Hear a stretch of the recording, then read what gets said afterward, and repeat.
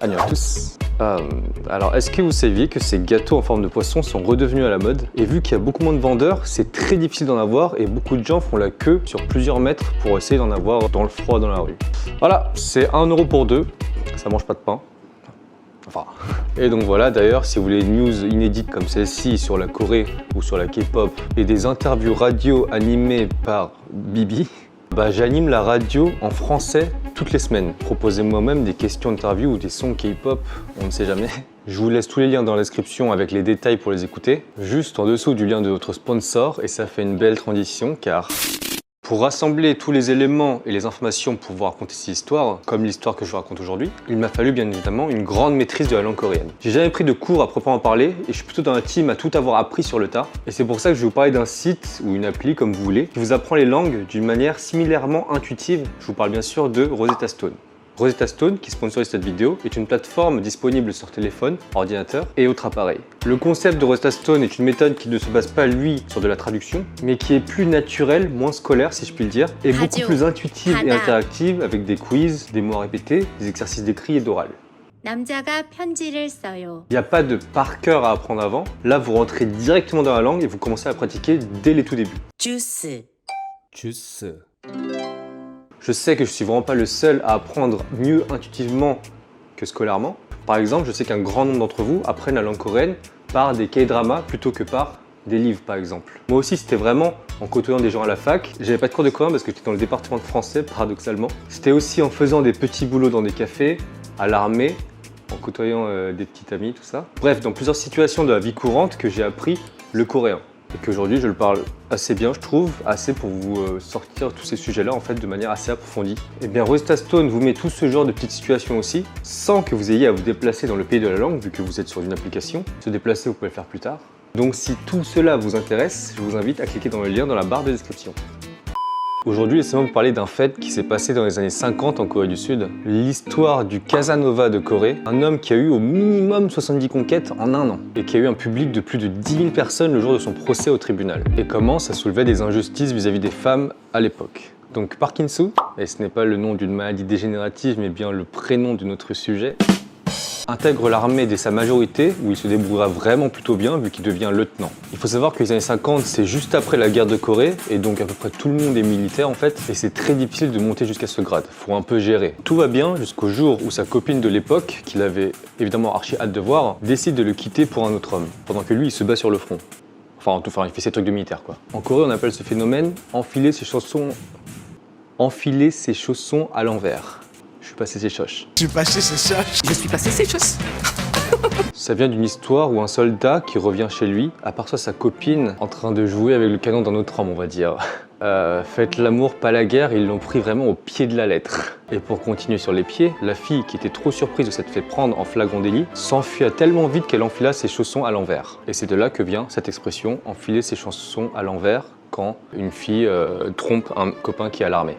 Les enfileuses de chaussons à l'envers existent toujours vu que l'armée existe toujours en Corée. D'ailleurs moi à l'armée je me suis fait larguer par téléphone. Donc bref, revenons à notre histoire. Park In-soo commence à bader énormément que sa copine l'ait quitté et commence à sombrer dans l'alcool et déserte en quelque sorte l'armée, ce qui arrive jamais pour quelqu'un de son poste normalement. Un jour, son pote l'emmène dans un dance hall qui sont un peu les premières boîtes de nuit apparues à l'époque. Il faut savoir que la Corée du Sud était ravagée par la guerre et vraiment très pauvre et qu'ils avaient besoin de quelques petites choses pour se réconforter. Et les soldats américains jetaient des chewing-gums et des chocolats en fait et ça réconfortait en quelque sorte les Coréens. Et du coup, chez les jeunes, il y avait un engouement pour cette culture américaine en fait. Et c'est pour ça que les dance halls, où on dansait des sortes de valses américaines, sont apparus et faisaient fureur chez les jeunes. Et Park In-soo, alors âgé de 26 ans, fait lui fureur avec les femmes dans les dance halls. Il découvre son potentiel et ça, c'est hyper dangereux. Quand on regarde les photos, le mec était un peu un pretty boy, ce qui était très rare pour les mecs de l'époque. Il avait ce qu'on appelle la coupe Haegyo, qui est en gros juste la coupe Elvis quoi, avec la mèche. Et il faisait 1m76, qui est vraiment très grand pour les gens de l'époque. Les hommes coréens de l'époque faisaient genre 1m65 quoi. Je le sais pour y avoir vécu. En plus de ça, vu qu'il avait de l'expérience en tant qu'ex-militaire, il se faisait passer pour un militaire haut gradé. Et à l'époque, quand t'es militaire, t'es un boss, tu vois. Enfin, t'es un beau gosse quand t'es un militaire. Et surtout, il avait la tchatch de ouf. Tous les grands séducteurs de l'histoire, j'ai l'impression, ont une éloquence de ouf. Et c'est souvent ce qui marche pour dragouiller, pour utiliser un mot ringard. Genre Casanova, par exemple, il allait faire des débats régulièrement avec Voltaire, le Voltairos. Le mec qui a la tête à avoir le plus de répartie parmi les lumières. Donc le mec avait forcément une charge de ouf, vu qu'il arrivait tous les soirs à faire crac-crac, pour utiliser un mot ringard, avec les filles tous les soirs. Le mec à l'armée, quand on lui a dit ah, si ton table de chasse est bien rempli, évidemment que c'est bien mon grand. Il l'a mal interprété, je crois. Et en plus de ça, le mec était un danseur incroyable, tu vois, là c'est trop. Ce qui aidait beaucoup parce que les dance halls, c'était pas vraiment un truc de dépravé, on va dire, pour utiliser un mot ringard encore une fois. C'était pas un truc mal vu, c'était que des étudiants souvent qui venaient et qui prenaient même des cours de danse américaine à côté. Donc c'était vraiment pour la danse, quoi. C'était vraiment focus sur les valses et il y avait que lui qui venait chiner.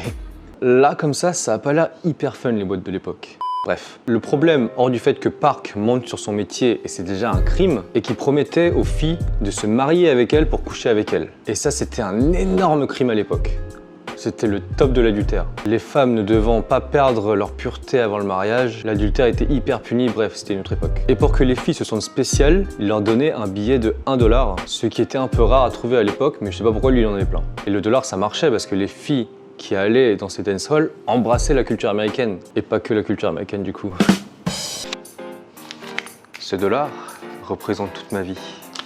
Je te le donne car tu représentes plus que toute ma vie. Ou un dollar aussi, enfin il y a le prix effectivement. Laisse-moi appeler ma mère pour lui dire que j'ai trouvé la femme de ma vie. On peut pas parce qu'on est en 1955. Et apparemment dans ces dance halls, il y avait 1 minute de light off, un peu le moment un peu romantique, un peu comme le moment slow en fait des booms en France. Je crois que j'ai des refs des années 50 en fait. Et lui utilisait cette minute de non-lumière pour embrasser les filles, mais attention sur le front, pour paraître être un gars un peu gentil en fait. Pour gagner la confiance quoi. Et en Corée dans ces années-là, il y avait un couvre-feu et si tu te faisais choper dehors à cette heure-ci, tu pouvais être grave dans la merde. Et Park In-soo, il sortait du dancehall avec la fille pile au moment où la sirène du couvre-feu allait sonner pour pouvoir lui dire oh mais non, mais t'as vu l'heure? C'est vrai qu'on va pas le temps passer avec toi. Oh mais quel dommage, il n'y a même pas de taxi car nous sommes en 1954. Si seulement il y avait un endroit où on pouvait aller. Du coup, il les amenait dans des motels qui s'appelaient Yeokwan à l'époque. Il en reste toujours un petit peu en ce moment en Corée et quand j'étais petit et que j'en voyais quand je venais en vacances, je croyais que c'était des bibliothèques pour filles. À cause du nom, me demandez pas pourquoi. J'étais petit quoi, c'est un peu comme quand on pensait que les drogueries vendaient de la drogue ou que le fascisme c'était juste des gens un petit peu mécontents. D'ailleurs, qui pourrait vous jeter la pierre? Moi-même, parfois, il m'arrive de me fâcher. Et donc c'était à l'époque où on parlait, on tchatchait, tu vois. Contrairement à aujourd'hui, encore une fois ça n'a rien à voir. Ceux qui me suivent sur Instagram le savent, mais apparemment le game du flirt, la drague, ça se fait sur airdrop chez les jeunes coréens en ce moment. Genre t'envoies ton Insta ou des photos à des gens dans un bar par exemple ou dans le métro et tu vois leur réaction. Et c'est comme ça que ça flirte. 어떻게 들어와요? 안 당해봐가지고. 아 거짓말! 최근에 에어드랍으로 자기 인스타랑 자기 사진 해가지고 보내는 거예요. 한 사람 중에서 이제 난 핸드폰 잘 키고 있어야 돼. Bref, revenons à l'histoire. En 1955, le mec se retrouve au tribunal. Pas pour s'être fait plein de meufs, en soi, même si c'est une autre époque, etc. Il peut sortir avec qui il veut, c'est pas condamnable. Mais il se fait juger sur le fait d'avoir menti aux femmes de vouloir se marier avec elles pour réussir à dormir avec elles, ce qui est un crime hyper grave. En utilisant sa petite technique à 1 $, il aura eu en 1 an au minimum 70 femmes. Le truc, c'est que c'est toutes des filles de riches, de mecs puissants, de filles de politiciens et même des femmes mariées et surtout des étudiantes à l'université. Donc c'est seulement 70 plaintes, mais on estime que des filles, il y en a eu des centaines. Pendant 1 an. Et les filles qui allaient à l'université à cette époque, c'est des filles vraiment high level socialement. Genre tu pèses un peu quand t'es à l'université. À l'époque de mon daron, qui est déjà un peu plus moderne que cette époque-là, t'étais tellement respecté si t'étais à l'université que tu pouvais genre manger et boire dans des bars et qu'ils laissent ta carte étudiante, c'est comme un crédit pour revenir plus tard. On te faisait confiance parce que t'étais l'élite en soi, tu reviens pas, tu vois, t'as une carte, tu la refais quand tu veux. Mais c'est à ce niveau-là que les gens qui allaient à l'université étaient respectés. La nouvelle qu'un mec qui s'est fait plein de meufs se fasse juger fait le buzz en gros à l'époque. Et il y a 10 000 personnes qui vont à son procès pour voir son visage. Les filles, c'est souvent pour voir combien ce mec est beau gosse. Et les mecs aussi. Mais les mecs, c'est plus ce côté, ce petit ego un petit peu rageux que même beaucoup de gens ont aujourd'hui. De se dire, il est même pas si beau que ça. Je suis largement mieux, non? Chérie, t'en penses quoi? Je suis largement mieux, non? Chérie? Donc Park In-soo assume au tribunal sans problème qu'il a couché avec toutes ses filles. Il dit même fièrement qu'il s'est tapé Miss Toksang University, mais il dit qu'il n'a jamais promis le mariage à ses filles, car aucune d'elles, selon lui, n'était vierge, sauf une coiffeuse, et que ce serait la seule à qui il avait proposé le mariage, mais selon lui, elle l'aurait trompé avec un pote, donc c'était pas grave. Il s'en sortait pas mal au tribunal vu qu'il était, encore une fois, assez éloquent. Mais je suis pas fou, pourquoi promettre à ses filles que je les marierai alors qu'elles sont même pas vierges? J'ai beau m'appeler Park In-soo, j'ai bonne mémoire.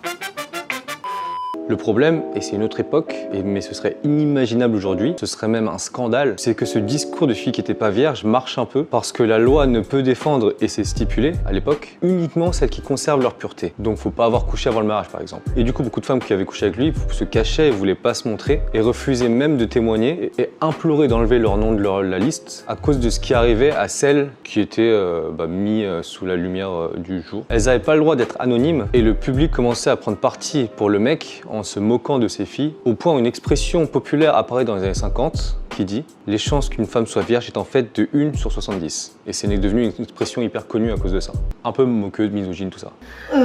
누가 그러대? 요즘 세상에 처녀가 어딨냐?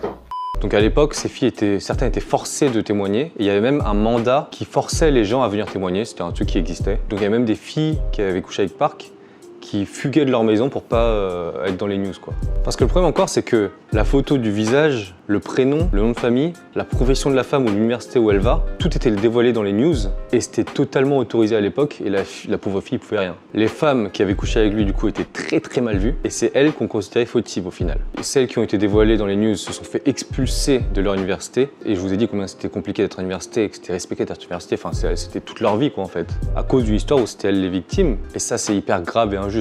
Les filles, après cet incident, sont devenues interdites de boîtes de nuit. Il y avait même des restrictions pour les cinémas et les théâtres, tout ça. C'est un peu ouf quand même. Et voilà, c'est un peu triste parce que les juges disaient que ça prouve que les femmes étaient responsables de conserver leur propre pureté et que leur conférer cette responsabilité faisait qu'on les considérait en quelque sorte l'égale des hommes, alors qu'elles avaient clairement aucun droit de s'exprimer là-dessus. Et cette histoire-là a refait surface récemment en Corée pour montrer combien c'était ouf comme époque en fait. Et du coup, Park In-soo se fait juger uniquement pour le fait d'avoir s'être fait passer pour un soldat et a pris du coup 1 an de tôle. 간순등에 대하여 혼인을 빙자하고 간음하였다는 점은 무죄. Mais vous inquiétez pas, là c'est pas actuel, la Corée c'est pas comme ça, c'était vraiment une autre époque. Bref, merci d'avoir suivi cette vidéo. Pour ma part, je la trouvais intéressante, donc j'avais envie de vous la raconter. Que ce soit enrichissant ou divertissant, ça me fait plaisir. Allez checker mes émissions KBS World Radio si vous avez le temps. C'est pas en live, c'est préenregistré. Bien heureusement pour éviter les dérapages. Je vais essayer de terminer cette vidéo en courte cover de chanson. La chanson d'aujourd'hui est une chanson de Elvis Presley en référence à la coupe un petit peu moche que j'avais pour toute la vidéo, un peu Elvis Presley. N'hésitez pas à me proposer une chanson pour la cover de fin de vidéo de la prochaine vidéo. Et je vous dis à la semaine prochaine.